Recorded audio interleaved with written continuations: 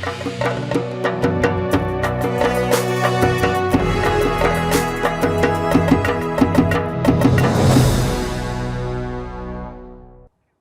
भर में अलग अलग अंदाज में प्रधानमंत्री मोदी का बर्थडे मनाया गया। कहीं प्रधानमंत्री की लंबी उम्र के लिए मंदिरों में प्रार्थनाएं की जा रही हैं, तो कहीं समाज सेवा के जरिए उनके बर्थडे की खुशियां लोगों से बांटी जा रही हैं। खास तौर पर गुजरात में शहर शहर खास तरीके से प्रधानमंत्री मोदी का जन्मदिन मनाया गया। एक एक तस्वीर आपको दिखाएंगे, लेकिन सबसे पहले देखिए प्रधानमंत्री मोदी के पूरे सियासी सफर पर हमारी ये खास रिपोर्ट। चैलेंजेस से कभी घबराते हुए तो उन्हें मैंने कभी नहीं देखा। मुझे लगता है कि उनके ऊपर दैवीय कृपा है। नरेंद्र मोदी पिछले 8,746 दिनों से या तो मुख्यमंत्री या प्रधानमंत्री। इलेक्टोरल पॉलिटिक्स में करीब 24 साल हो गए। इन 24 वर्षों में मोदी ने कुल 7 चुनाव लड़े और सभी चुनाव एक तरफा जीते हैं।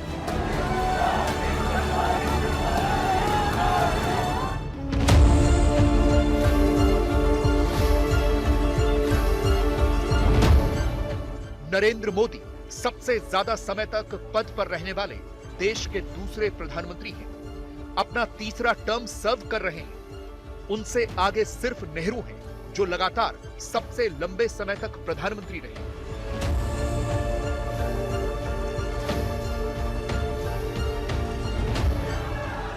नरेंद्र मोदी यानी कि बीजेपी के लिए चुनाव जीतने की मशीन। मोदी से बड़ा पॉलिटिकल ट्रेंड सेटर देश में दूसरा कोई नेता नहीं। मोदी जिस पर हाथ रख देते हैं वो चुनाव जीत जाता है। मोदी की अगुवाई में ही बीजेपी दुनिया की सबसे बड़ी राजनीतिक पार्टी बनी। आज वही मोदी 75 बरस के हो गए।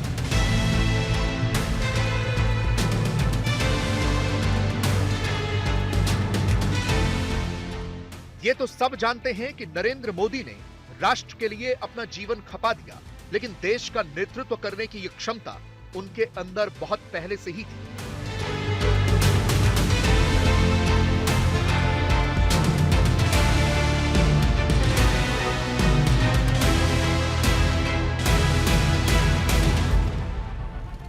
मोदी के बहुत पुराने साथी रहे राजनाथ सिंह बताते हैं कि उन्होंने बहुत पहले भांप लिया था कि बीजेपी के भविष्य मोदी ही होने वाले हैं।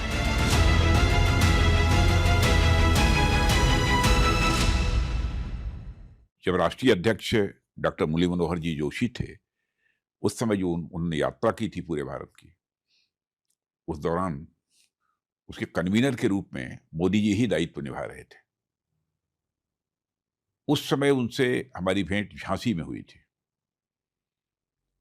और झांसी में जोशी जी के बोलने के पहले उन्होंने 1-2 मिनट 4 मिनट तक अपने भी विचार व्यक्त किए थे और मैंने देखा कि उनको विषय को प्रस्तुत करना और उनकी बोलने की शैली, ये सब बहुत ही प्रभावी थी।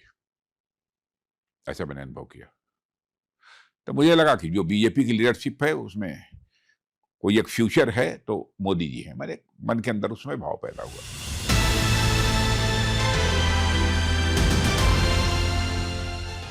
नेता को कार्यकर्ता बनाते हैं और वो नेता ही क्या जो कार्यकर्ताओं के बारे में न सोचे। इस वक्त मोदी के सबसे भरोसेमंद साथी अमित शाह हैं, जो गुजरात में मोदी के बहुत जूनियर हुआ करते थे। अमित शाह को अभी भी याद है कि कैसे नरेंद्र मोदी से उन्होंने अपनी पार्टी के कार्यकर्ताओं का सम्मान करना और ध्यान रखना सीखा।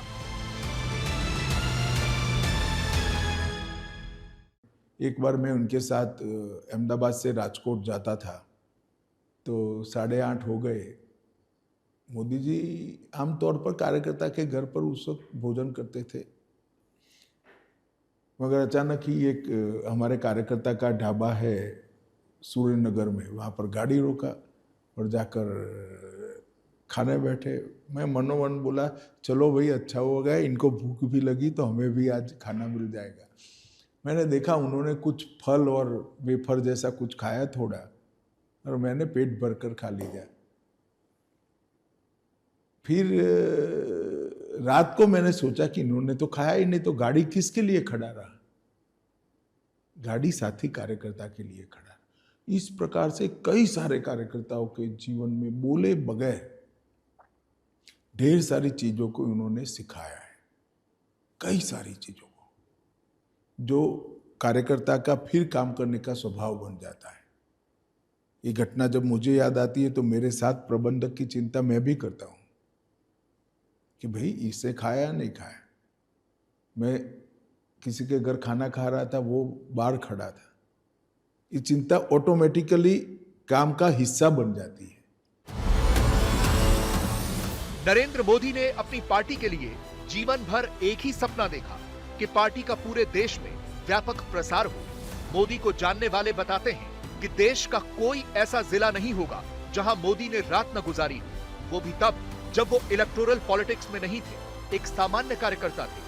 जेपी नड्डा भले ही आज बीजेपी के राष्ट्रीय अध्यक्ष हों, लेकिन वो बताते हैं कि मोदी ने कैसे उन्हें चुनावी राजनीति में लोगों के बीच जाना सिखाया, मुद्दों की नब्ज पकड़नी सिखाई। उनका आपका संवाद कैसे होता है? मैंने कहा संवाद तो विधानसभा के अंदर ही होता है। तो कहा इससे काम नहीं चलेगा, आप एक काम करो, आप विपक्ष के नेता हैं, आप पूरे प्रदेश में सूचना दे करके पब्लिकली कि विपक्ष का नेता इतने बजे इस सर्किट हाउस में दिन भर लोगों की ग्रीवेंसेस को सुनेगा, और 2 दिन लगाओ, रात्रि रुको, कार्यकर्ताओं से मिलो, सबसे बातचीत करो। मैंने कहा ठीक है जी। तो ध्यान में आया कि कितने कितने इश्यूज सामने आए, किसानों के इश्यूज आए, सर्विस करने वालों के इश्यूज आए, सिक्योरिटी का इशू आया, यूथ का इशू आया, बहुत से इश्यूज हमारे पास इकट्ठे हो गए। जो मोदी को जानते हैं उन्हें पता है कि वो कितने बड़े दूरदर्शी हैं। मोदी 2047 तक विकसित भारत का जो लक्ष्य देख रहे हैं वो उनका बहुत पुराना सपना है, और बहुत पहले से ही मोदी के पास हर राज्य को लेकर एक विजन है। योगी आदित्यनाथ से सुनिए कि यूपी में जब बीजेपी की सरकार बनी तो सबसे पहला टास्क उन्हें मोदी ने क्या दिया था। मुझे याद है जब 17 में मैं मुख्यमंत्री बना था और मैं नवंबर 17 में आदरणीय प्रधानमंत्री जी से मुलाकात करने के लिए दिल्ली गया था। मैंने प्रधानमंत्री जी से अनुरोध किया कि हम लोग एक इन्वेस्टर समिट करना चाहते हैं। प्रधानमंत्री जी जोर से हंसे और उन्होंने कहा कि इन्वेस्टर समिट यूपी में? मैंने कहा हाँ। उन्होंने कहा बैठो। उन्होंने कहा देखो भाई ये चीजें आप ठीक करिए, ईज ऑफ डूइंग बिजनेस को ठीक करना पड़ेगा, इसी सेक्टर में रिफॉर्म करना पड़ेगा, लैंड बैंक बनाना पड़ेगा, सुरक्षा के वातावरण को और बेहतर करना पड़ेगा। इन चीजों को इस रूप में करिए और तैयारी जब करोगे मुझे बताइएगा, मैं आऊंगा। आप देखें आज देश के अंदर सर्वाधिक निवेश यूपी में आता है, ये उनके विजन के कारण। 60 लाख नौजवानों को हमने इसके माध्यम से यूपी के अंदर नौकरी दी है, रोजगार के साथ जोड़ा है। यही क्वालिटीज मोदी को दूसरे नेताओं से अलग बनाती है। भले ही मोदी को लेकर ये दावे होते हों कि बस अब बहुत हो गया, अब तो वापसी बहुत मुश्किल लग रही है, लेकिन मोदी हर बार अपने विरोधियों को ऐसे ही सरप्राइज करते हैं। मोदी के पास कमबैक की गजब की क्षमता है और यहीं पर वो अपने विरोधियों से आगे हो जाते हैं। आज तक ब्यूरो।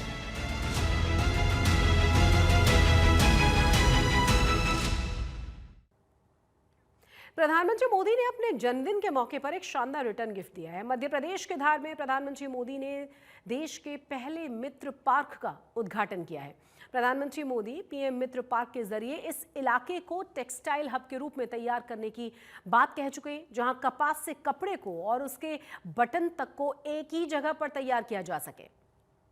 माननीय प्रधानमंत्री जी का उनके जन्म दिवस के शुभ अवसर पर स्वागत करें, अभिनंदन करें भारत के हृदय प्रदेश मध्य प्रदेश को।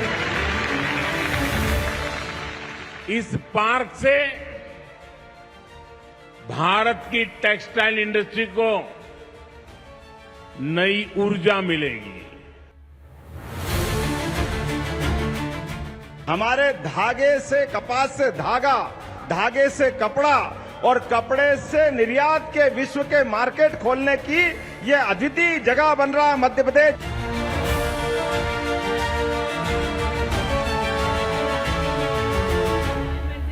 श्री नरेंद्र मोदी अपने 75वें जन्मदिन पर प्रधानमंत्री नरेंद्र मोदी मध्य प्रदेश में धार जिले के एक गांव पहुंचे। पूरे उत्साह यहां पीएम ने अपने जन्मदिन पर एक बेजोड़ रिटर्न गिफ्ट दिया। नरेंद्र मोदी जी का हार्दिक स्वागत है, हार्दिक अभिनंदन है। यहां उन्होंने देश के पहले प्रधानमंत्री मित्र पार्क का शिलान्यास किया।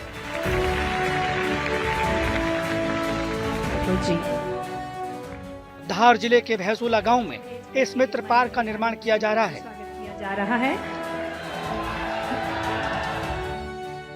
पीएम मित्र पार्क के जरिए इस इलाके को टेक्सटाइल के हब के रूप में तैयार किया जा रहा है, जहां कपास से कपड़े बनाकर उसे एक्सपोर्ट करने तक का काम एक ही जगह पर पूरा किया जाएगा।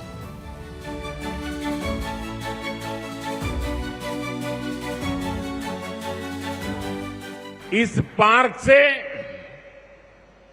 भारत की टेक्सटाइल इंडस्ट्री को नई ऊर्जा मिलेगी, किसान को उसकी उपज का सही मूल्य मिलेगा।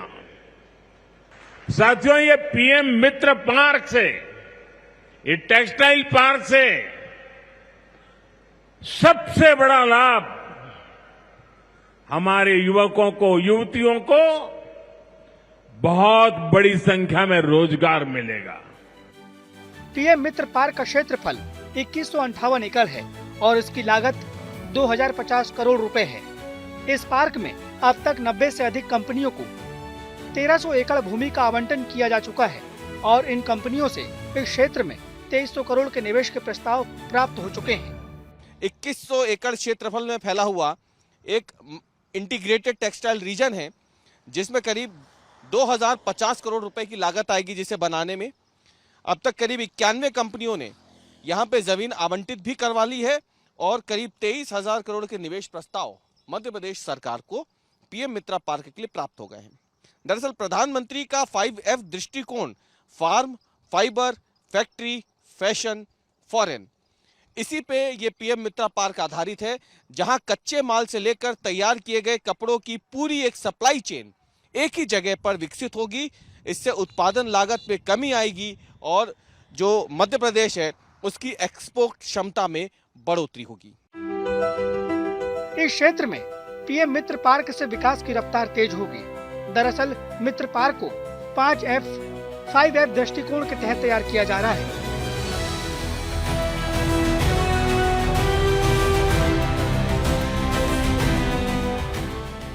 यानी एक ही जगह पर किसानों से लिए कपास से फाइबर यानी धागा बनेगा।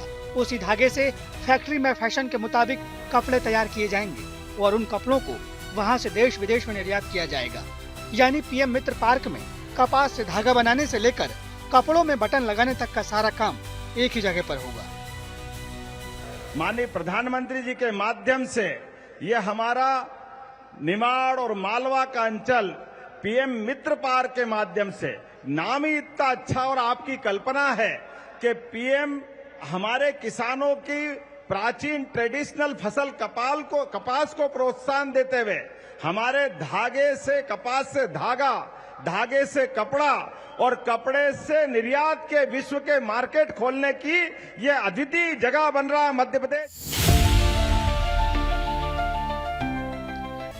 मित्र पार्क से इस इलाके में विकास की रफ्तार को न केवल गति मिलेगी बल्कि इससे यहाँ के किसानों और कारोबारियों को भी फायदा मिलेगा। पीएम मोदी ने इस मौके पर लोगों से स्वदेशी अपनाने की अपील की। इस पार्क में रोजगार के 3 लाख नए अवसर भी बनेंगे और एक बड़ा प्रभाव पड़ेगा लॉजिस्टिक कॉस्ट का पर। पीएम मित्र पार्क के सामान इधर से उधर ले जाने की लागत कम होगी, मैन्युफैक्चरिंग की लागत कम होगी, हमारे प्रोडक्ट सस्ते बनेंगे और दुनिया में और ज्यादा कॉम्पिटिटिव होंगे। धार के इस मित्र पार्क में बने कपड़ों को गुजरात के कांडला पोर्ट से सिर्फ 12 घंटे में विदेश भेजा जा सकता है। सरकार के मुताबिक इस पार्क से लाखों लोगों को रोजगार भी मिलेगा। धार में ये पहला मित्र पार्क है, लेकिन पूरे देश में इस तरह के 7 पीएम मित्र पार्क खोले जाएंगे, जो अलग अलग राज्यों में इंटीग्रेटेड टेक्सटाइल हब विकसित करेंगे। ये पार्क देश को ग्लोबल टेक्सटाइल का केंद्र बनाएंगे, साथ ही आत्मनिर्भर भारत के लक्ष्य को भी पूरा करेंगे। आज तक ब्यूरो। गुजरात के अलग अलग शहरों में लोगों ने अपने अपने तरीके से प्रधानमंत्री नरेंद्र मोदी का जन्मदिन मनाया है। सूरत शहर में कई तरह के कार्यक्रमों का आयोजन किया गया था। यहां केंद्रीय मंत्री CR पाटिल ने सुबह सुबह सबसे पहले शिव मंदिर पहुंचे वो और उन्होंने भगवान भोलेनाथ की पूजा अर्चना की। प्रधानमंत्री की लंबी उम्र के लिए प्रार्थना की गई। इसके साथ ही CR पाटिल ने महानगर पालिका के सफाई कर्मचारियों के साथ सड़क पर झाड़ू लगाकर स्वच्छता का भी संदेश दिया। तीसरी तस्वीर भी सूरत की है। केंद्रीय मंत्री CR पाटिल ने प्रधानमंत्री मोदी के 75वें जन्मदिन पर 75 दिव्यांगों को व्हील चेयर भी बांटी। नरेंद्र मोदी साहब का आज 75वां जन्मदिन है। देश का सपूत जिन्होंने गुजरात में जन्म लिया, इसके लिए गुजरात वासी गर्व महसूस करते हैं। एक ऐसा व्यक्तित्व कि जिन्होंने हमारे देश के बारे में लोगों की जो विदेशों में कि दुनिया में जो उनके लिए जो एक देश के लिए जो कल्पना थी उसको बदल दिया है। आज भारत देश मजबूत आर्थिक स्थिति में है। विश्व में 30 नंबर की आर्थिक व्यवस्था होने और जा रही है। भारत देश उसके अंदर आने वाली सभी कुदरती आफतों के सामने माननीय प्रधानमंत्री श्री नरेंद्र मोदी साहब अड़ग बनकर खड़े हैं। 17 सितंबर से 2 अक्टूबर तक और बीच में 25 सितंबर को पंडित दीनदयाल जी के जन्मदिन को भी बीच में लेते हुए उसके अनुसंधान में सेवा की प्रवृत्ति, सेवा की पखवाड़िया कर रहे हैं। सूरत और गुजरात में भी पूरी ताकत के साथ कार्यकर्ता अलग अलग वार्ड में अलग अलग जगह पे, कहीं ब्लड कैंप है, कहीं सफाई का काम है, कहीं मंदिर में पूजा है और यहाँ पर भी करीब 75 साइकिल दिव्यांग भाई बहनों को, हर MLA को 6 साइकिल उनके क्षेत्र में देने के लिए ये व्यवस्था कोई संस्था द्वारा हुई है। अहमदाबाद में हर साल की तरह इस साल भी मुस्लिम समुदाय के लोगों ने धूमधाम से प्रधानमंत्री मोदी का बर्थडे मनाया, लेकिन इस बार यहाँ के केक जो काटे गए वो बड़े खास थे। दरअसल 75 किलो का केक काटा गया ऑपरेशन सिंदूर की थीम पर। देखिए, प्रधानमंत्री नरेंद्र मोदी का आज जन्मदिवस है और देश भर में देश के लोगों के द्वारा और खास करके भारतीय जनता पार्टी के कार्यकर्ताओं द्वारा प्रधानमंत्री का जन्मदिन विशेष तौर पे मनाया जा रहा है। मेरे आसपास में आप देख पा रहे हैं 75 किलोग्राम की एक विशेष केक आज के दिन तैयार की गई है, जिसपे ऑपरेशन सिंदूर का पूरा एक फोटो भी लगाया गया है और प्रधानमंत्री नरेंद्र मोदी के जन्मदिवस के तौर पर आज ये केक जो है वो मुस्लिम समुदाय की तरफ से काटी जा रही है और प्रधानमंत्री का जन्मदिन मनाया जा रहा है। हमारे साथ रौफ बंगाली मौजूद है यहाँ पे, उन्हीं से बात करेंगे। रौफ भाई, हर साल आप प्रधानमंत्री का जन्मदिन मनाते रहे हैं, लेकिन इस बार विशेष जन्मदिवस क्योंकि 75 किलोग्राम की केक, ऑपरेशन सिंदूर का बैनर भी आपने इस केक पे लगाया है, क्या मैसेज देना चाहते हैं और प्रधानमंत्री के लिए क्या संदेश? देखिए, मैं ये संदेश देना चाहता हूँ जो दूसरों देशों में सोता है उठने का गारंटी नहीं होता है। अपना देश ऐसा मजबूत देश है, ऐसा प्रधानमंत्री मजबूत है जो सुकून से सोता है, सुबह आराम से उठते हैं। तो उसी हिसाब से आज 75 ईयर हो गया अपना प्रधानमंत्री को। तो प्रधानमंत्री को जो 15 साल हो गया, वो 15 साल के यादी में 75 किलो केक और 20 से 21 फुट लंबे बनाया और ऑपरेशन सिंदूर नाम दिया गया है। ये ऑपरेशन सिंदूर केक है जो अपना 26 बहन बेटी का सिंदूर उजाड़ा था दुश्मन देशों ने। तो दुश्मन देशों को और एक मैसेज ये देना चाहता हूँ, जो अपना देश तो बिल्कुल मजबूत और इस तरह प्रधानमंत्री जो है तुरंत उनका बदला लिया था। हाँ, हम मुस्लिम समाज की महिलाएं, गुजराती समाज की महिलाएं सब बहुत उत्सव से 75वां जन्मदिन मोदी साहब का हम बनाने जा रहे हैं और हमें बहुत खुशी है। और आगे भी हमारे सब कौम का काम हो और आगे भी हम हमारे देश को अच्छा देखना चाहते हैं कि हमारे देश के अंदर इतना चैन अमन है अभी हाल के अंदर कि हमको भी, हम आज रात को 2 बजे भी अब निकलते, हमारे को कोई डर नहीं होता क्योंकि हमारे मोदी साहब ने ऐसा देश के अंदर इतना परिवर्तन और इतना बदलाव लाए हुए हैं। लगातार प्रधानमंत्री नरेंद्र मोदी की तरफ से ऐसे कई फैसले लिए गए हैं जिससे मुस्लिम समुदाय को काफी लाभ भी मिला है और मुस्लिम समुदाय उससे प्रसन्न भी है। कैमरा पर्सन प्रीतेश रावल के साथ अतुल तिवारी, आज तक, अहमदाबाद। गुजरात के सबसे बड़े शक्तिपीठ अंबाजी में आज बड़ी संख्या में लोग पहुंचे और प्रधानमंत्री मोदी की लंबी उम्र के लिए यज्ञ में शामिल हुए। अंबाजी मंदिर के ब्राह्मणों ने महापूजा ध्वज पूजा संपन्न कराई। इसके बाद अंबाजी मंदिर के शिखर पर ध्वजारोहण किया गया और इस मौके पर सूरत से 3000 लोग यहां पहुंचे थे। सभी ने प्रधानमंत्री मोदी के लिए प्रार्थना की। जिनकी आयु 17 साल से अधिक हो उनको वन महीना आयुष्मान कार्ड दिया जाएगा। ये ऐतिहासिक फैसला जो था वो ऐतिहासिक फैसला के लिए सभी वरिष्ठ नागरिकों के मन में एक भावना थी। मोदी साहब के प्रति उनका प्रति एक भावना थी कि मोदी साहब ने जो ऐतिहासिक निर्णय लिया है हमारे लिए लिया है, तो उस भावना को चरितार्थ करते हुए आज मोदी साहब का जन्मदिन है। तो जन्मदिन निमित्त सूरत से लेकर यहाँ अंबाजी आए, यहाँ से यज्ञ की पूजा की, महापूजा की और नरेंद्र भाई मोदी साहब को प्रभु शक्ति दे, उनका तंदुरुस्ती बरकरार रहे।